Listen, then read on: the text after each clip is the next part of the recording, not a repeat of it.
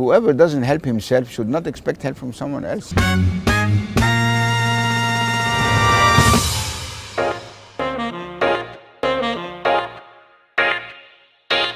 No, I will tell you with all honesty, and I'm proud to say that when I started my career at 22, 23, I started working from 7 o'clock in the morning till midnight. I did this for 3 years, no weekends. I have an hour nap in the afternoon, just to be honest. Then I used to go out and party till 2, 3 o'clock in the morning. Still like now. So it was not from 9 to 5 because I felt I'm young, there is a lot of opportunities, and if it's the time to kill myself and work to achieve my ambition. And my ambition was sky high.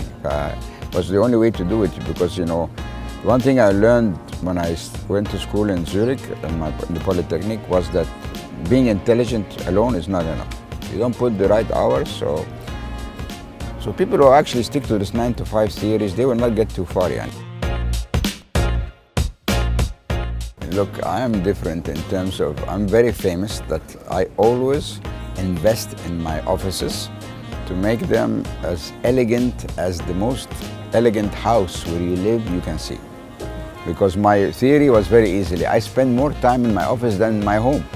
So how come I do my home with excellence and I leave so if you walk to our office in Paris, was in front of the Arc de Triomphe. It was an old palace with all the settings of that time. I bought the furniture, original furniture from the 18th century furniture, and it looked like that.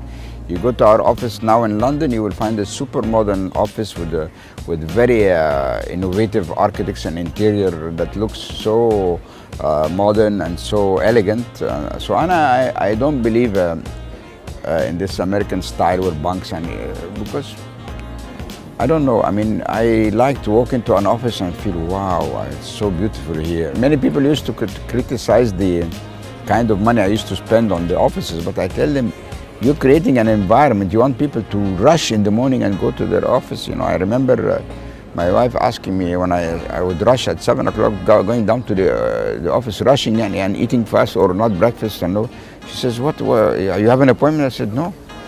So she said, why are you rushing? I said, because I want to, I'm excited. I love my work.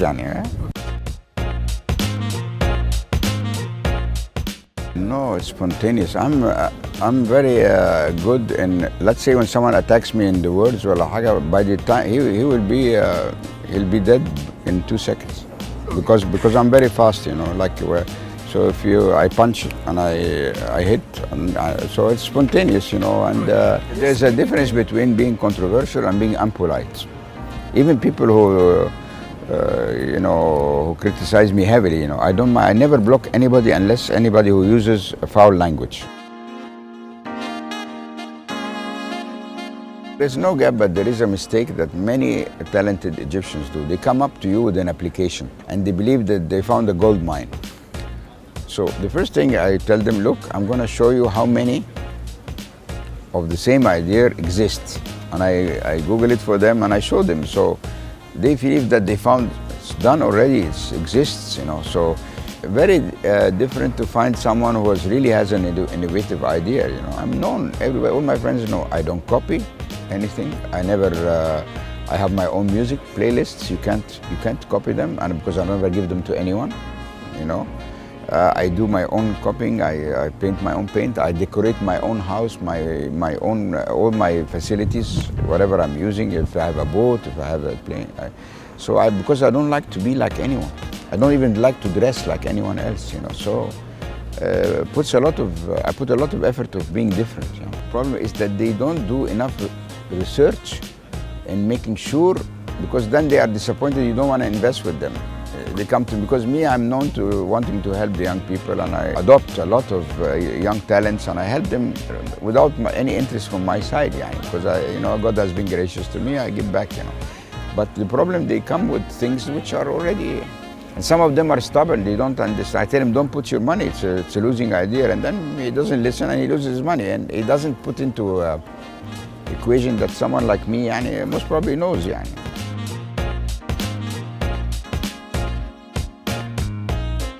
there's no borderline, you know. But I have only one principle: don't fight a losing fight. Yani. There are some people think it's an arrogant answer. I tell them I never lost a fight. I believe, yeah, why? You're Superman? I said no. If it's a losing fight, I'll not start it. That's one. That's a difficult one. I think nothing inspires me. I think I'm quite creative. Yani, it's like a talent, yani, or something in my DNA. So nothing really inspires me to be creative. I think I'm creative because since I was young, for example, I was very creative in problem solving. Yani, I consider myself one of the best problem solvers, yani, or tactics. In my company, every time I like to empower the people who work with me. So they put them in a room and I say, listen guys, there's this big problem, so they try to solve. They sit down and they debate and then. So one of these, in these events, there's a guy who is my chief auditor. They didn't come to a conclusion, so in the middle of the meeting, I told them, okay, let's not waste the time. Abu Trika هيجي ويحل المشكلة. And they call me Abu Trika because I will score. So I didn't know that he said that, so I come in and I told him, did you find the solution? No, well, I said, okay, this is the solution. So they all started to laugh immensely, and then they told me the story. It works on the Twitter when people approach me, and then and they write their numbers to the email. So I have a team in my company. They'll contact them and they will see. That's one crazy. And some people come to me here, you know. But the problem, I have two problems. One, I'm overwhelmed. And when I come here, for example, I want to read my newspaper, I want to relax, and people, they intrude on you. It's tiresome. And the second bigger problem that right now in my life, I don't want to make more money. I don't want to work more. I'm down now to 6 hours a day from 18.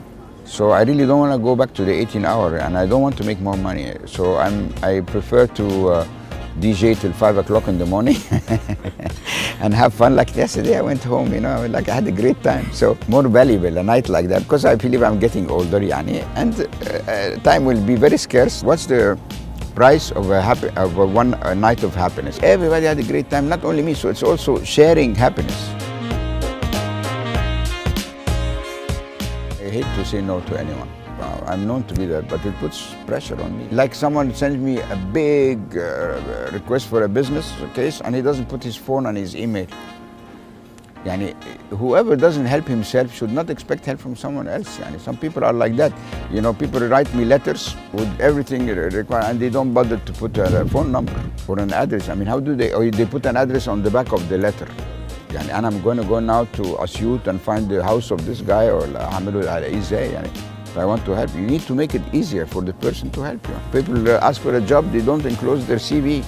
I have to write to him, يا عم الطب, send your CV. You know the joke about the Jewish guy that was asking God to win the lottery, the $1 million lottery. So every day he's telling God, God, please, I want to win the lottery. Please, I want to win the $1 million lottery. في الآخر God got really sick with him and told him, okay, but buy a lottery car, take it. يعني أنت ما اشتريتش تذكرة وبتقول له كسبني المليون جنيه. طب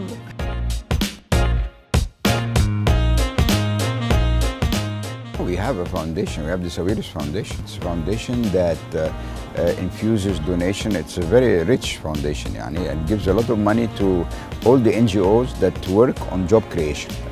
It also organizes the prizes for the جوائز الأدب, يعني اللي هي بنعملها كل سنة. It also gives money to like أحمد فؤاد نجم, جوائز أحمد فؤاد نجم للشعر العامي, يعني. So this foundation does a lot, but mainly it's on job creation like that. But I prefer that everything has its own.